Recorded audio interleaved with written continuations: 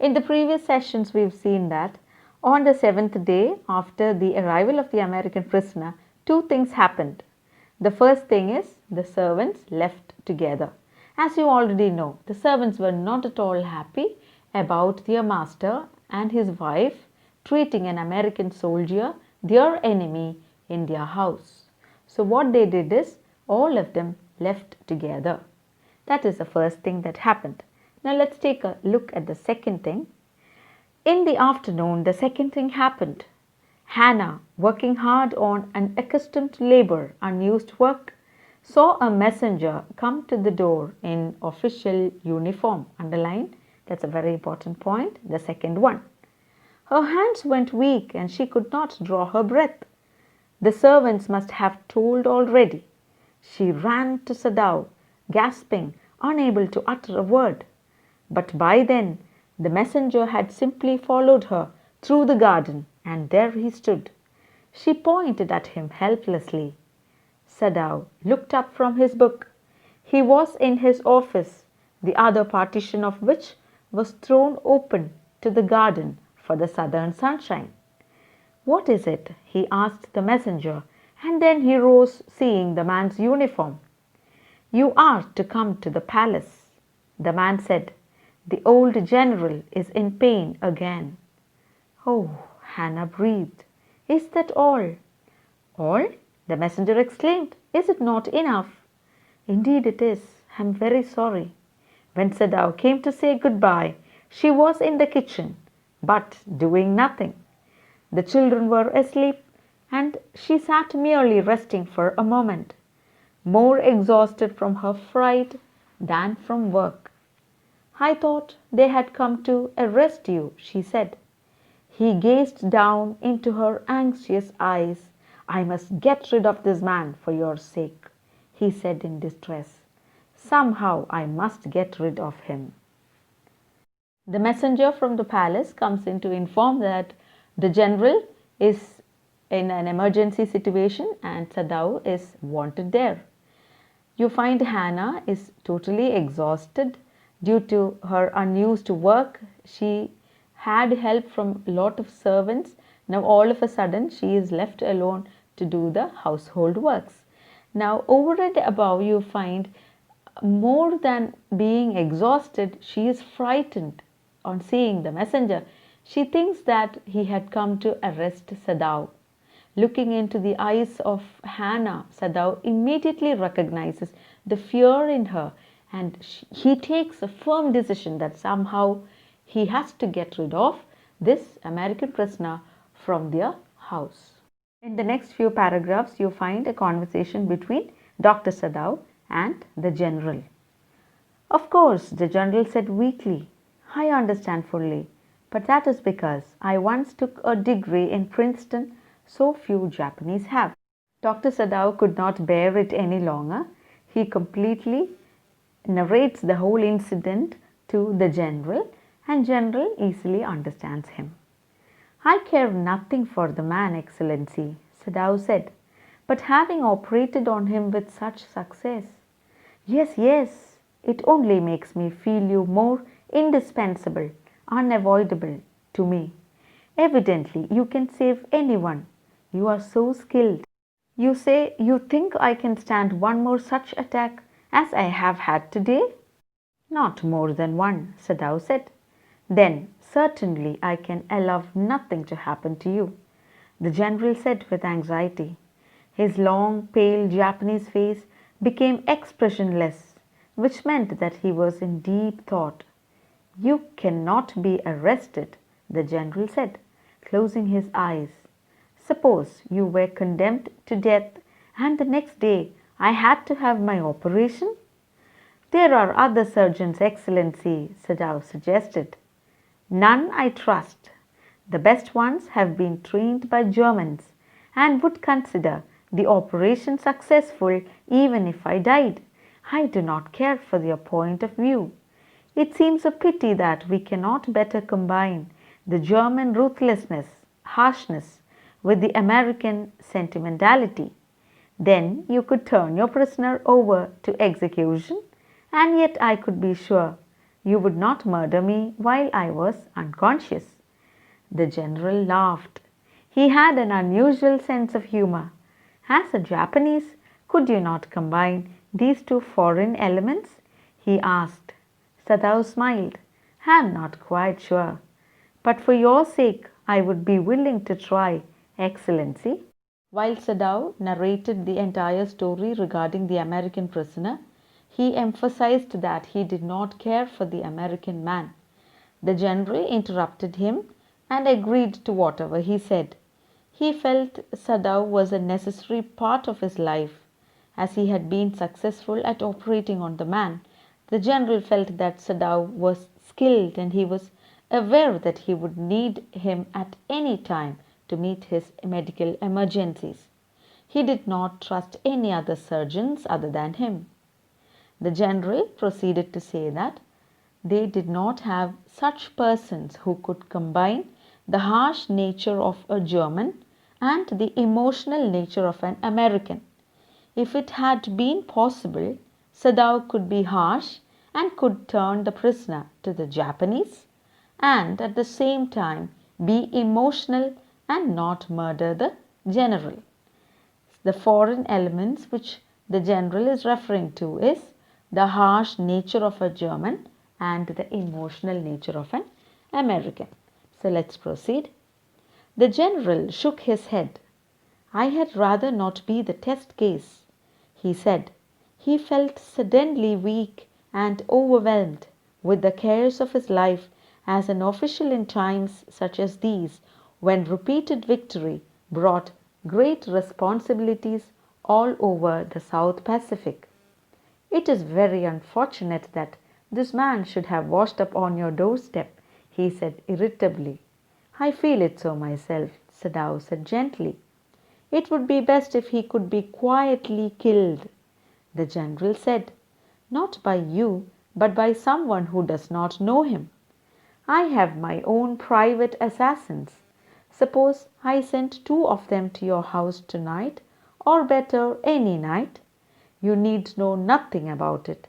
It is now warm. What would be more natural than that you should leave the outer partition of the white man's room open to the garden while he sleeps?" "Certainly it would be very natural," Sadao agreed. "In fact, it is so left open every night." "Good," General said, yawning. "They are very capable assassins. They make no noise and they know the trick of inward bleeding. If you like, I can even have them remove the body."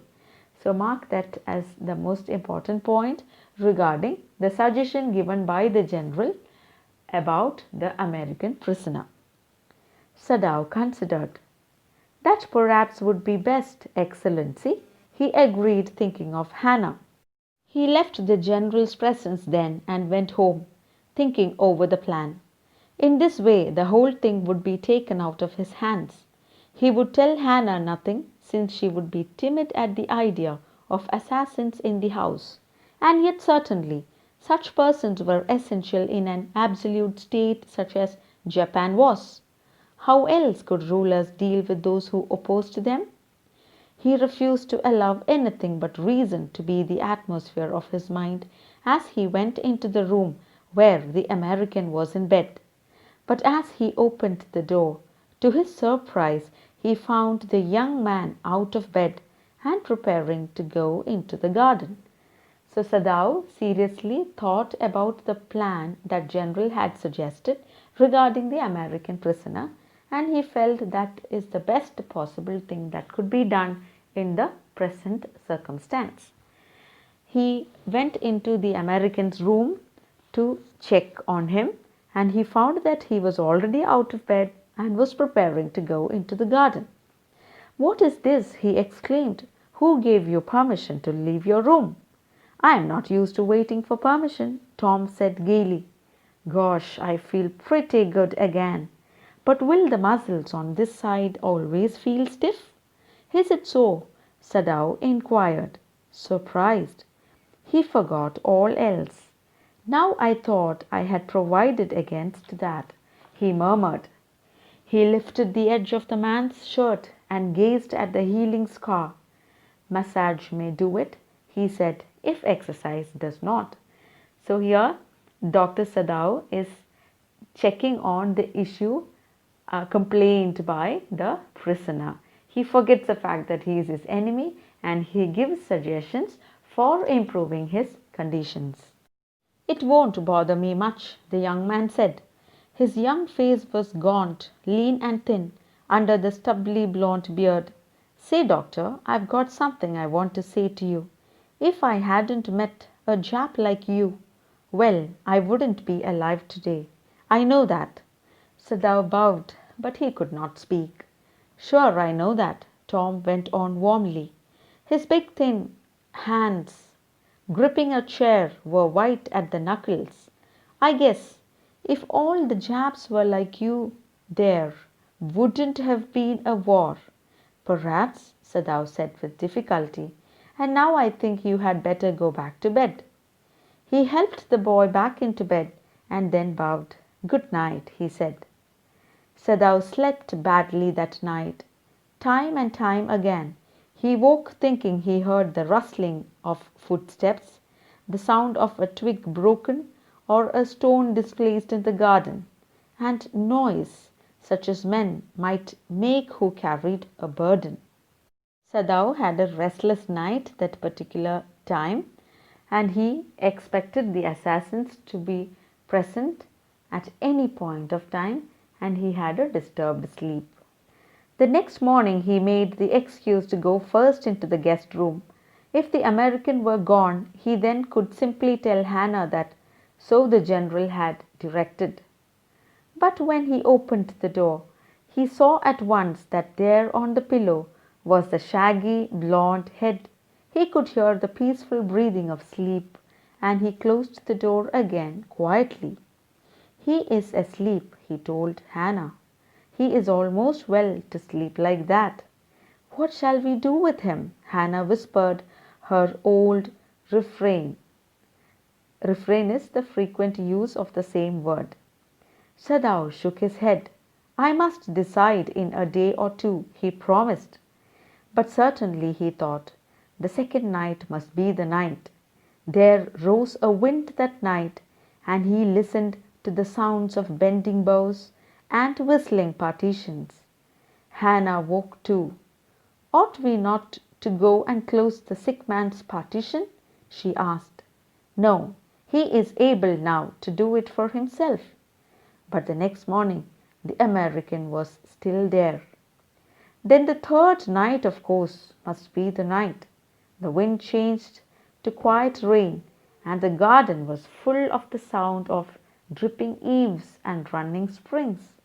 Sadao slept a little better, but he woke at the sound of a crash and leaped to his feet. What was that? Hannah cried. The baby woke at her voice and began to wail, began to cry. I must go and see. But he held her and would not let her move. Sadao, what is the matter with you? Don't go, he muttered. His terror infected her, and she stood breathless, waiting. There was only silence. Together they crept back into the bed, the baby between them. So you find Sadao is waiting for the assassins night after night, and the third night he heard noise from outside, and he was not ready to go and take a look at what was happening because he thought that it would be the work of the assassins. Yet when he opened the door of the guest room in the morning, there was the young man. He was very gay and had already washed and was now on his feet. He had asked for a razor yesterday and had shaved himself, and today there was a faint color in his cheeks. I am well, he said joyously. Sadao drew his kimono round his weary, tired body. He could not, he decided suddenly, go through another night. It was not that he cared for this young man's life. No, simply it was not worth the strain.